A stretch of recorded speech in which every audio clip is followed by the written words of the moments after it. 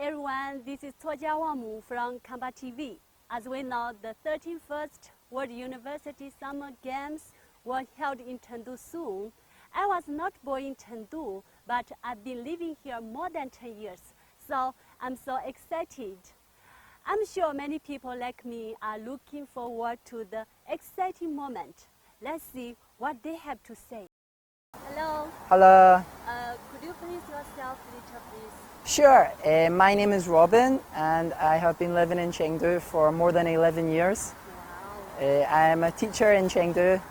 I love Chengdu. It feels like a second home to me.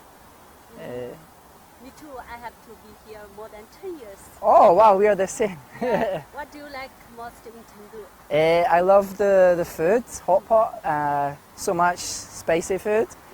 Also, I love the people. The people here are very friendly. And also in Chengdu now they have so many beautiful parks, just like the one we're in just now. Yes. Like you can go for a walk, or there's a butterfly. Welcome you.